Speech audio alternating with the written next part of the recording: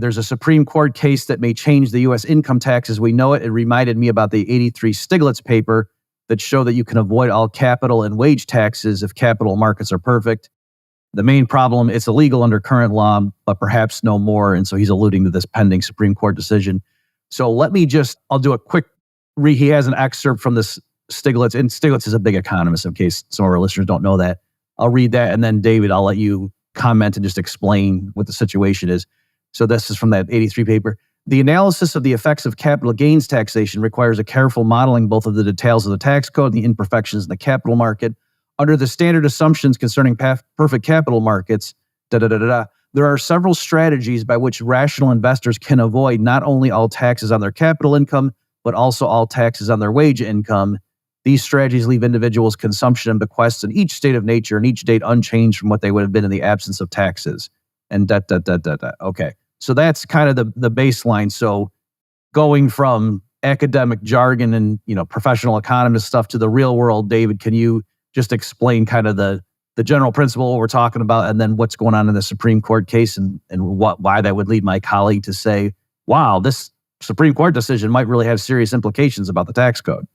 Absolutely. So the truth is, taxes are not supposed to be voluntary, but some taxes turn out to be voluntary. So if I work in my job and I earn a salary there, the tax is going to get withheld. It's going to get taxed. And in a system that was pretty clumsy, I might be able to come up with some tax deductions that don't really reflect the real economic loss and could shelter that income. And people used to do that 30 years ago, but Congress has responded with various limits. So I do think wages are taxed, and this case doesn't change that.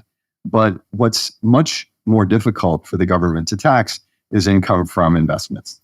And here we have a system currently that is voluntary in a way. If I buy stock for $1 and it's worth $100 2 years later, I'm $99 wealthier, but the Congress doesn't get the tax for me until I sell. And that's called the realization rule, which means you don't pay tax until you realize, until you sell. And that rule creates lots of possibilities for planning. And we can talk a bit about it. The Supreme Court is being asked to confirm or to say that the realization rule is not just something Congress chooses to do, but it's something Congress is required to do under the Constitution.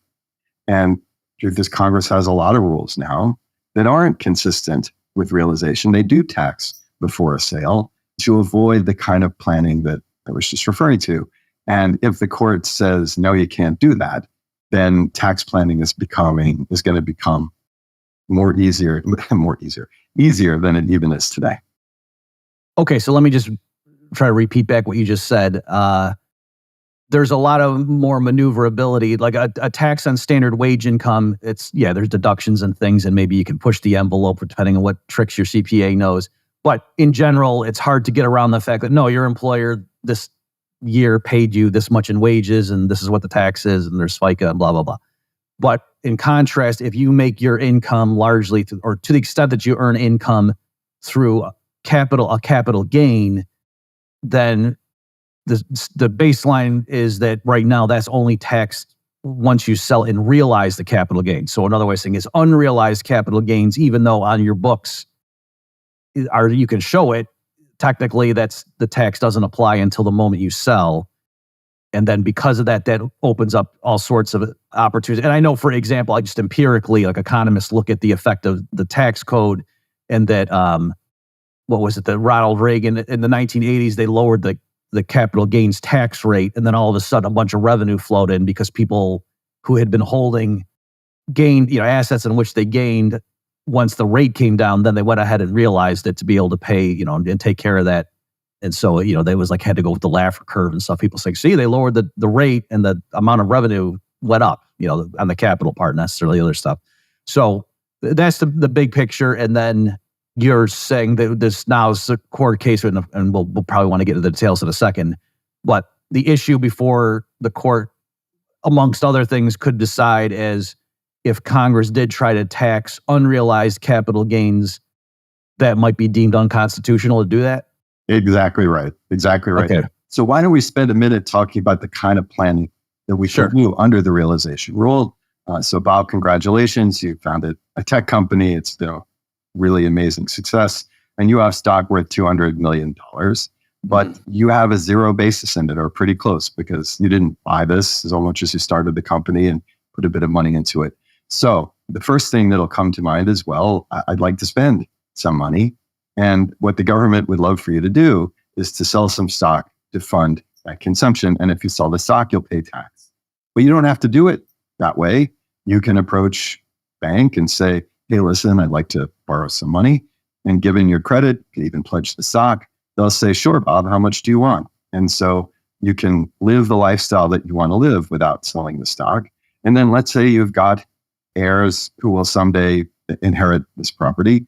Your goal should be not to sell before you die, because there's a second rule we haven't talked about, which is called the step up in basis rule. And that means that when someone inherits stock, say your $100 million, $200 million worth of stock, their basis will become $200 million as soon as they get the stock from you. The fact that you had a zero basis doesn't matter, doesn't affect them. And this means basically that the gain on your stock will never be taxed. So people talk about, hold, borrow, and die as a strategy. I'll add one other thing. Maybe you think that you'd like to be a bit more diversified and just having all of your wealth in this one company, maybe it's not what you want to do. Again, you could sell to diversify, but if you approach the right tax advisor, they'll say, hey, no, Bob, you don't have to do that. We can help you hedge. We can get you a put option to protect you from risk of loss. We can have you sell call options so you're giving up opportunity for gain. And as long as you keep enough of it, and we can talk about what enough means, but as long as you keep enough exposure, there won't be a sale.